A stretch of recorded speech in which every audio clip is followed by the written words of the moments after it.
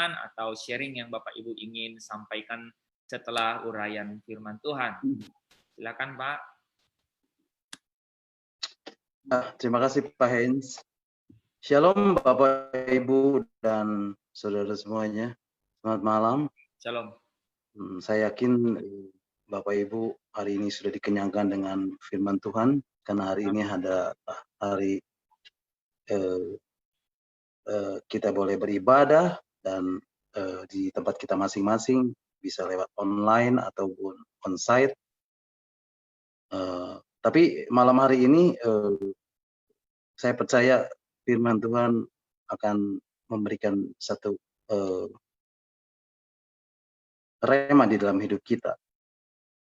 Malam hari ini saya akan melanjutkan pembahasan firman Tuhan tentang kasih tak bersyarat, dan firman Tuhan pada malam hari ini saya beri tema, sejauh langit dari bumi, begitu besarnya kasih-Mu. Dan sebagai ayat yang akan melandasi firman Tuhan, kita akan baca lagi di dalam Efesus 3 ayat 18. Efesus 3 ayat 18, firman Tuhan mengatakan, aku berdoa supaya kamu bersama-sama dengan segala orang kudus dapat memahami betapa lebarnya dan panjangnya dan tingginya dan dalamnya kasih Kristus. Kemudian ayat 19, dan dapat mengenal kasih itu sekalipun ia melampaui segala pengetahuan. Aku berdoa supaya kamu dipenuhi di dalam seluruh kepenuhan Allah. Nah, Bapak Ibu dan saudara semua, beberapa waktu yang lalu, beberapa hari ke belakang, kita pernah membahas betapa dalamnya kasih Kristus. Dan saya memberikan perumpamaan tentang anak bungsu yang hilang. Bagaimana satu ayat yang mengatakan Allah itu terburu-buru. Kemudian kita juga telah membahas betapa lebarnya kasih Kristus. Kasih Allah yang sanggup mengcover seluruh aspek kehidupan kita. Apa aspek kehidupan kita? Ada banyak aspek kehidupan kita. Rumah tangga kita, keuangan kita, pekerjaan kita, bisnis kita, usaha kita, kesehatan kita, hubungan sosial, pelayanan. Dan ini adalah hal-hal yang paling banyak mengkhawatirkan manusia. Hal-hal yang paling banyak dipikirkan oleh orang-orang. Ini adalah yang paling mengkhawatirkan hidup kita. Terlebih lagi pada saat ini, di dalam era new normal ini. Dan kemudian kita juga sudah membahas tentang betapa panjangnya kasih Kristus. Apa yang dimaksud dengan panjang? Dikatakan dari jauh Tuhan menampakkan diri kepadanya. Aku mengasihi engkau dengan kasih yang kekal. Sebab itu aku melanjutkan kasih setiaku kepadamu.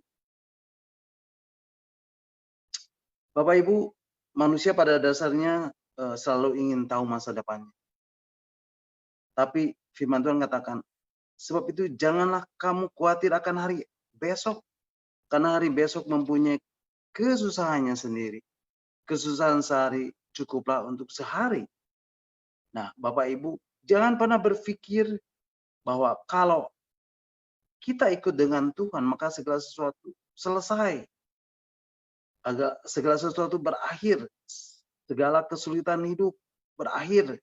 Segala kesukaran, segala masalah, segala persoalan, segala problema, ini akan berakhir. Tidak. Tuhan tidak pernah menjanjikan hal itu. Tetapi dia menyatakan kepada kita, di dalam menghadapi satu masalah, satu persoalan, satu problema, satu kesulitan, kesukaran, yakinlah bahwa aku, Tuhan yang berjalan di atas segala badai, segala persoalan, segala kesulitan, segala kesukaran, segala problema hidup. Dan aku Tuhan yang berjalan di atas segala kemustahilan di dalam hidup. Aku Tuhan yang berjalan di atas air. Dan tidak ada yang mustahil bagi Tuhan. Nah, Bapak, Ibu, dan Saudara semuanya, malam hari ini kita akan lanjutkan. Kita akan membahas firman Tuhan bersama-sama betapa tingginya kasih Kristus, betapa tingginya kasih Tuhan terhadap kita. Dikatakan tadi di pujiannya, sejauh langit dari bumi, begitu besarnya kasih-Mu. Kaulah Tuhanku, kaulah kekuatanku, kaulah sukacitaku. Ku rindu untuk menjadi penyembah-penyembah. Dikatakan, seperti tingginya langit dari bumi. Itulah rancangan Tuhan di dalam hidup kita. Seperti tingginya langit dari bumi, itulah jalan-jalan Tuhan di dalam hidup. Setinggi langit dari bumi, itulah rencana Tuhan di dalam hidup kita. Nah, Bapak Ibu, mungkin kita masih ingat ada satu peribahasa yang mengatakan, gantungkanlah cita-citamu setinggi langit. Setiap manusia pasti memiliki rencana di dalam hidupnya. Kita pasti memiliki satu pengharapan. Setiap kita pasti memiliki satu keinginan. Setiap kita pasti memiliki satu kemauan. Dan Tuhan akan menuntun setiap langkah-langkah hidup kita. Tuhan yang akan menuntun dengan penuh dengan kasih. Sepanjang dan sejauh perjalanan hidup kita. Tuhan akan mengarahkan setiap langkah hidup kita sesuai dengan rancangannya. Sesuai dengan rencananya di dalam hidup kita. Bahkan Tuhan sanggup melakukan segala sesuatu yang kita harapkan jauh lebih daripada yang kita pikirkan. Jauh melebihi segala akal. Jauh melebihi segala pikiran kita. Nah, Bapak Ibu, mari kita lihat di dalam Yesaya pasal 49 ayat 1b. Yesaya 49 ayat 1 yang B-nya aja. Firman Tuhan mengatakan, Tuhan telah memanggil aku sejak dari kandungan. Telah menyebut namaku sejak dari perut ibuku. Kemudian di Yesaya 44 ayat 2a dikatakan, beginilah firman Tuhan yang menjadikan engkau, yang membentuk engkau sejak dari kandungan, dan yang menolong engkau. Jadi Bapak Ibu, apa yang menjadi keinginan? Apa yang menjadi kemauan? Apa yang menjadi pengharapanmu? Apa yang Tuhan itu sudah tahu. Apapun yang ada dalam pikiranmu, yang ada di dalam jiwamu, bahkan yang ada di dalam roh batinmu, Tuhan tahu. Tuhan tahu masa depan saudara. Tuhan tahu saudara sedetil-detilnya. Bahkan lebih tahu dari diri saudara sendiri. Firman Tuhan tadi mengatakan di dalam Yesaya 49 ayat 1b. Tuhan telah memilih aku sejak dari kandungan. Telah menyebut namaku sejak dari perut ibuku. Tuhan tahu sedetil-detilnya hidup saudara dan saya. Bahkan satu kasih karunia, kalau Bapak Ibu telah dipilih dari sejak kandungan dan telah menyebut namamu, nama saya, Stefanus, maaf, Heinz, Lepri, Welly, sejak dari perut ibu saudara semuanya. Satu kasih karunia kalau kita adalah orang-orang pilihan. Orang-orang yang dipilih Tuhan dan ada di dalam rencananya dan rancangannya yang agung. Rencana-rancangan Tuhan yang penuh dengan damai sejahtera dan bukan rancangan kecelakaan untuk memberi damai hari depan yang penuh dengan harap. Satu kasih karunia kalau kita adalah orang-orang pilihan Tuhan dan ada di dalam rencana dan rancangannya yang agung. Saudara Rasul Paulus mendapat satu kasih karunia dari Tuhan dan menjadi alat Tuhan untuk memberitakan Yesus di antara bangsa-bangsa yang bukan Yahudi. Bapak Ibu pasti tahu akan kehidupan Paulus sebelum menjadi rasul Tuhan, bukan? Apa yang menjadi keinginan Paulus? Apa yang menjadi kemauan Paulus? Apa yang menjadi harapan Paulus? Siapa itu Paulus?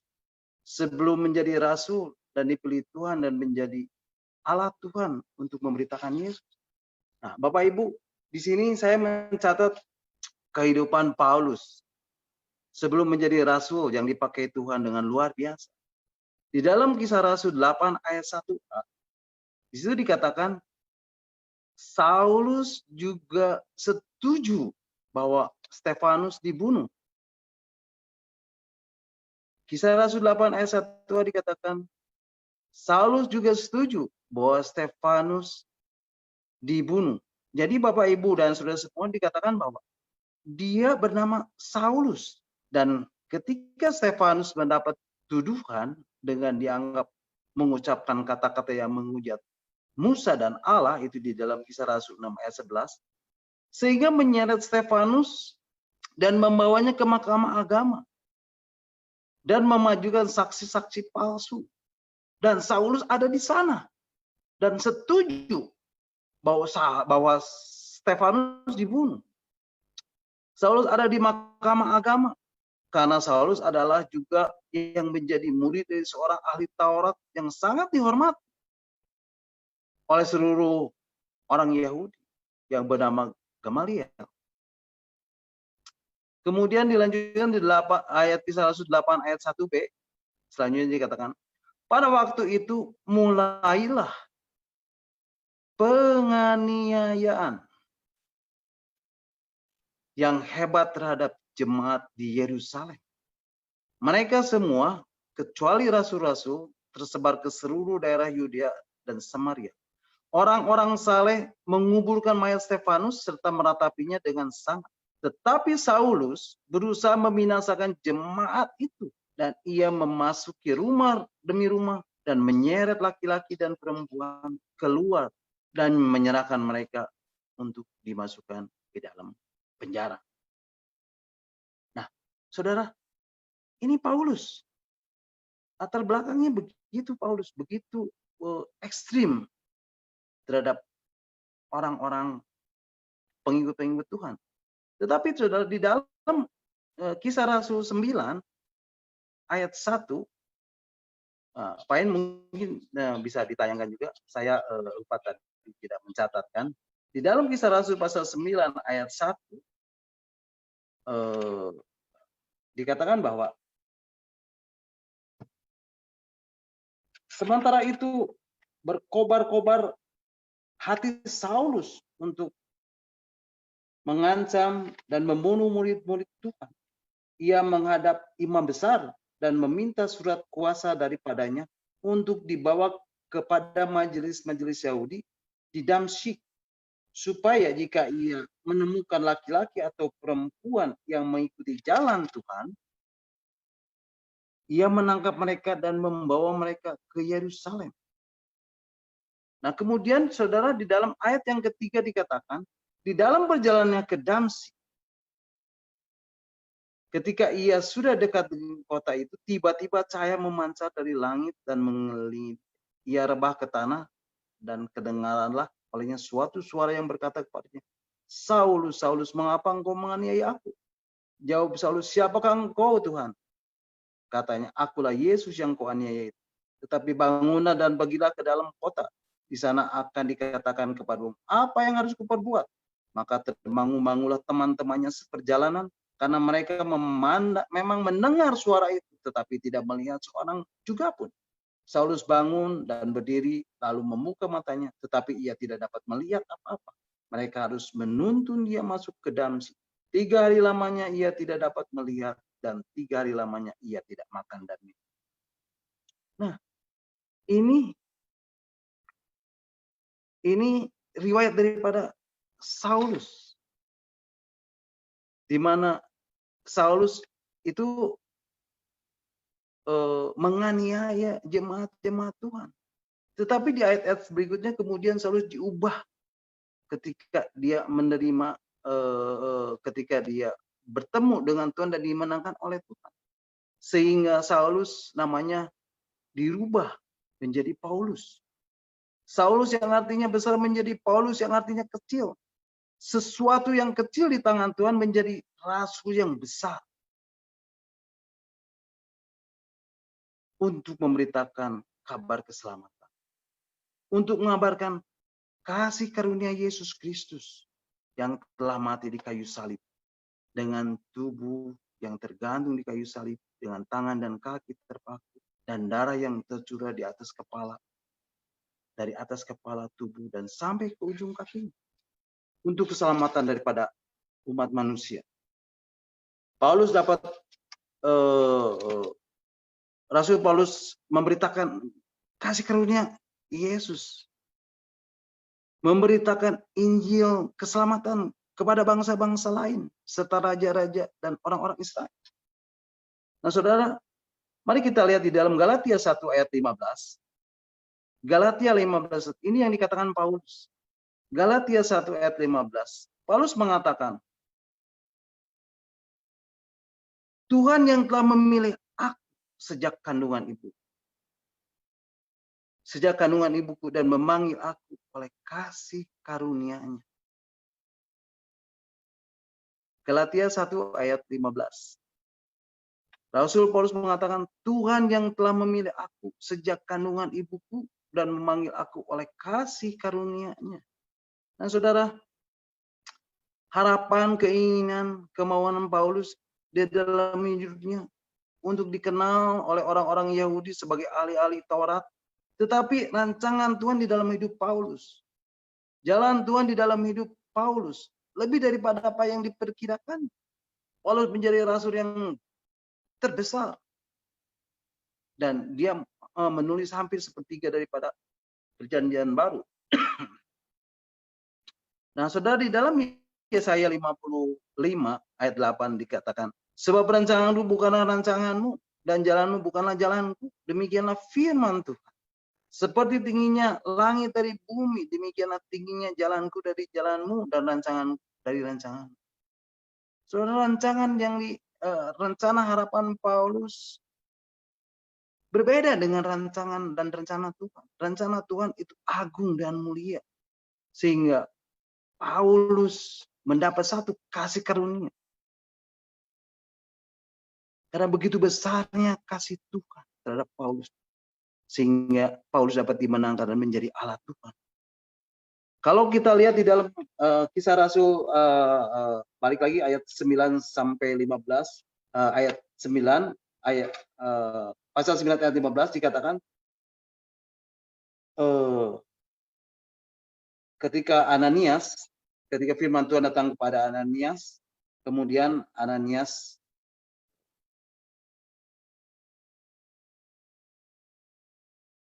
mengatakan kepada Tuhan, dalam ayat 15, tetapi firman Tuhan kepadanya, pergilah sebab orang itu adalah alat pilihan bagiku untuk memberitakan namaku kepada bangsa-bangsa lain serta raja-raja dan orang-orang Israel.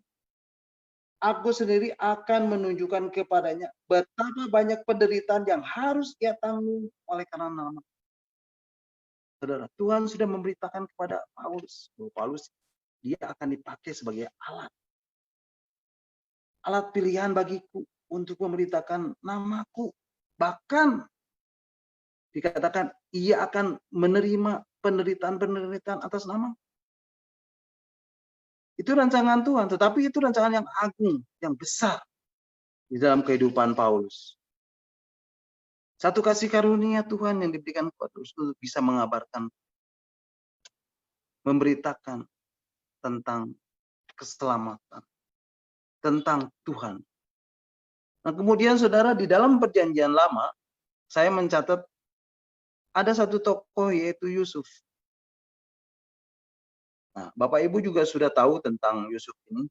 Nah, ketika Yusuf berusia 17 tahun, biasanya ia mengembalakan kambing dombanya bersama-sama dengan saudara-saudaranya. Dan Yusuf selalu menyampaikan kepada ayahnya bahwa apa yang dibuat saudara-saudaranya itu. Yusuf mengatakan kepada Yakub, ke ayahnya, bahwa saudara-saudaranya itu tidak baik. Menceritakan kabar kejahatan kepada Yakub, kejahatan saudara-saudaranya. Dan kemudian Yusuf ini dikasih sama ayahnya Yakub. Kemudian satu saat dia juga mendapat satu mimpi di mana tampak di ladang ketika dia sedang mengikat berkas-berkas, maka berkasku berdiri dan berkas saudara-saudaranya tertunduk. Dan ini menjadikan satu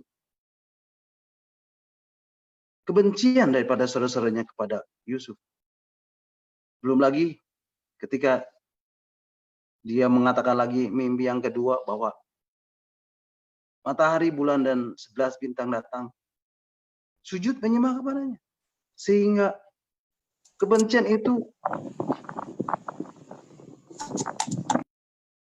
menjadi tertanam di dalam kehidupan saudara-saudaranya. Pada satu saat ketika saudara-saudaranya sedang mengembalakan, dikatakan bahwa Yakub memerintahkan kepada Yusuf untuk pergi dan menemui saudara-saudaranya, kemudian dia untuk mengabarkan bagaimana keadaan saudara-saudaranya. Dari jauh saudara-saudaranya melihat bahwa si Yusuf itu datang dan karena dia benci, sehingga dia mempunyai niat untuk membunuhnya. Tetapi hal itu tidak dilakukan. Makan cuma hanya dijual kepada orang-orang Ismail. Dan Yusuf kemudian dibawa ke Mesir. Saudara, apakah Yusuf tahu ia akan jadi pemimpin? Ya, dia tahu. Di dalam mimpi-mimpinya dia mempunyai satu cita-cita, satu harapan, satu yang bahwa satu saat nanti dia akan menjadi pemimpin atas keluarganya, atas saudaranya. Kemudian dalam kehidupan selanjutnya Yusuf terus dijahatin oleh saudara-saudaranya. Dan dia kemudian dijual. Ketika dia berada di rumah Potifar, Tuhan menyertai Yusuf dengan kasih yang begitu besar. Menyertai Yusuf sehingga ia menjadi seorang yang berhasil di dalam pekerjaannya. Dan Yusuf mendapat kasih tuannya. Dan ia boleh melayani dia. Kepada Yusuf diberikan kuasa atas rumahnya. Dan segala miliknya diserahkan kepada kekuasaan Yusuf. Tetapi seperti yang kita tahu, Pak, Yusuf diganggu, dibujuk oleh istri Potifar untuk berbuat jahat. Nah, pada saat itu Yusuf menolak semuanya itu. Sehingga Yusuf difitnah dan dimasukkan di dalam penjara. Tetapi rancangan Tuhan di dalam kehidupan Yusuf itu sejauh langit dari bumi. Apa yang dirancangkan manusia bukanlah yang dirancangkan Tuhan. Rancangan Tuhan adalah rancangan yang agung dan besar. Bahkan di dalam penjara Tuhan menyertai Yusuf dengan kasih-Nya dan melimpahkan kasih setianya kepada Yusuf. Betapa besar kasih Tuhan kepada Yusuf dan membuat Yusuf menjadi kesayangan bagi kepala penjara itu dan membuat Yusuf menjadi kepercayaan daripada kepala penjara itu. Sebab itu kepala penjara mempercayakan pekerjaan-pekerjaan yang dilakukan di situ kepada Yusuf. Yusuflah yang mengurus segala sesuatunya dan apa yang dikerjakannya dibuat Tuhan berhasil. Dan akhirnya setelah 2 tahun melalui juru minum yang telah ditolongnya di dalam penjara, akhirnya Yusuf dipanggil untuk mengartikan mimpi daripada Firaun.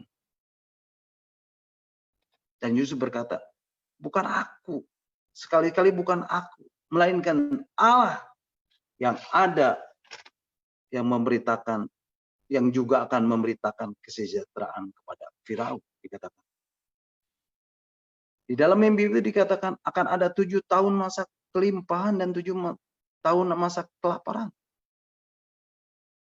Dan akhirnya segala sesuatu usul Yusuf dipandang baik oleh Firaun dan Firaun mengangkat Yusuf menjadi orang nomor 2 di dalam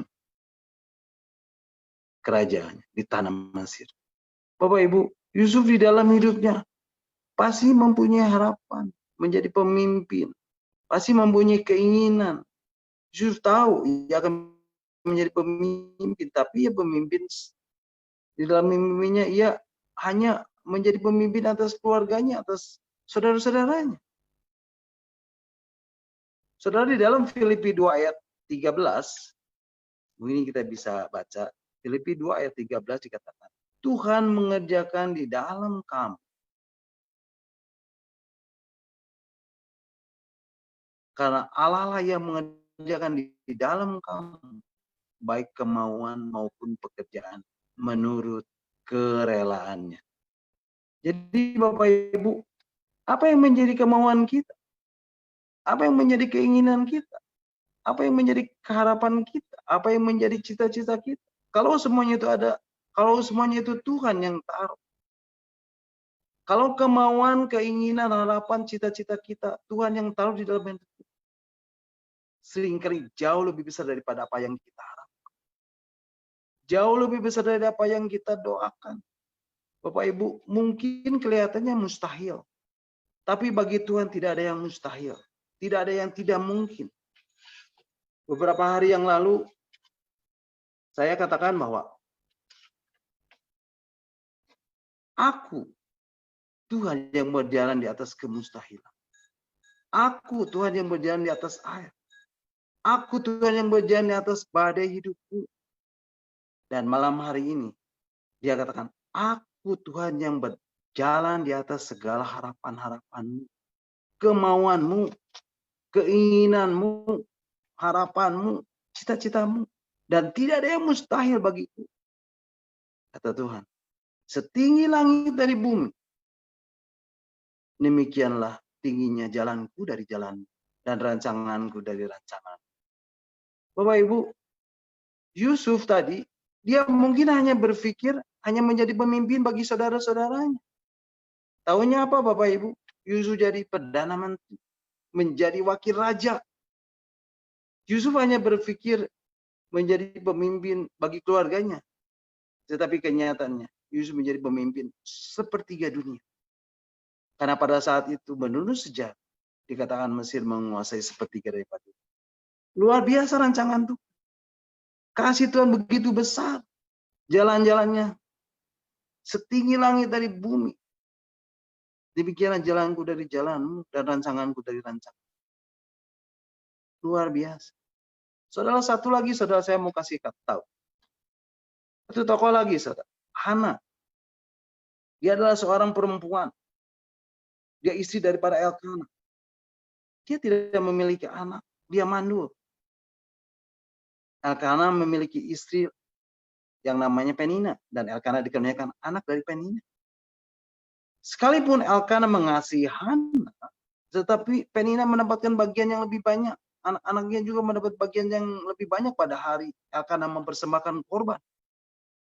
Hati Hana menjadi sedih. Dia sering menangis dan tidak mau makan. Demikian terjadi dari tahun ke tahun. Setiap kali Hana pergi ke rumah Tuhan dan Penina selalu menyakiti hati Hana. Hana sangat sedih sekali. Dan ia cuma punya satu keinginan di dalam hidupnya. Dia punya satu kemauan di dalam hidupnya. Dia cuma mau mempunyai satu harapan di dalam hidupnya. Hana hanya ingin mempunyai seorang anak. Harapan dan kemauannya hanya satu, yaitu memiliki seorang anak. Mungkin keinginannya hanya sederhana. Nah, Bapak Ibu, bagaimana caranya Tuhan taruh keinginan, harapan, tujuan hidup, kemauan di dalam hidup Bapak Ibu? Tuhan tidak pernah taruh kemauannya di dalam hidup kita dengan yang aneh, cara yang aneh-aneh. Tuhan menaruh kemauan maupun pekerjaannya menurut kerelaannya. Dikatakan Filipi 2 ayat 13, Tuhan yang mengerjakannya di dalam kamu, baik kemauan dan pekerjaan menurut kerelaannya. Hana hanya ingin memiliki seorang anak. Dan itu pun dari Tuhan. Dan Hana berdasar, jika sesungguhnya engkau memperhatikan sengsara hambaku ini, dikatakan.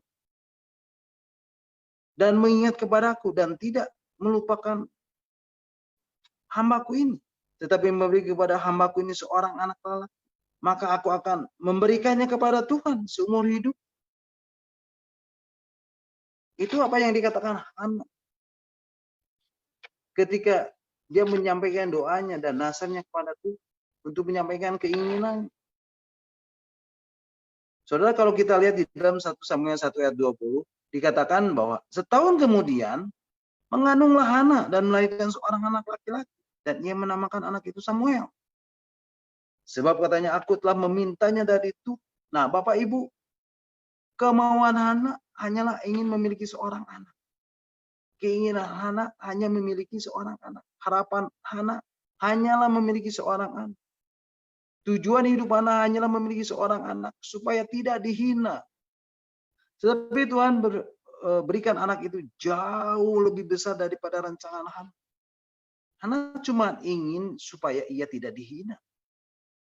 Tetapi dari akhir dari kisah ini, Tuhan membangkitkan seorang pemimpin bagi Israel. Di mana masa itu bangsa Israel hidup di dalam kegelapan. Karena apa Bapak Ibu? Karena imam-imamnya jahat. Anak-anak Imam Eli jahat. Hofni Finehas adalah orang-orang dursila dan tidak mengindahkan Tuhan, sehingga dikatakan apa? Masa itu penuh jarang ada penglihatan. Firman Tuhan pun tidak sering. Hana hanya berdoa, Tuhan berikan seorang anak, dan Tuhan berikan seorang Samuel, pemimpin bangsa Israel yang memimpin bangsa itu keluar daripada kegelapan. Seorang nabi Allah yang besar yang dipakai Allah dengan luar biasa. Nah, Bapak Ibu, apa yang menjadi harapan Bapak Ibu pada saat ini? Apa yang menjadi keinginan Bapak Ibu saat ini? Apa yang menjadi kemauan Bapak Ibu saat ini? Tuhan akan menuntun Bapak Ibu dengan kasih-Nya sepanjang dan sejauh perjalanan hidup Bapak Ibu. Setinggi langit dari bumi, itulah rancangan Tuhan bagi Bapak Ibu. Setinggi langit dari bumi, itulah jalan-jalan Tuhan bagi Bapak. Tuhan akan mengarahkan setiap langkah Bapak Ibu dalam rencana, di dalam rencananya dan di dalam rencananya yang agung dan besar. Sejauh langit dari bumi, begitu besar kasih Tuhan buat Bapak Ibu dan saudara semuanya. Mungkin sampai di sini Pak Hen firman Tuhan malam hari ini. Terima kasih, Tuhan Yesus memberkati. Terima kasih Pak Stefanus.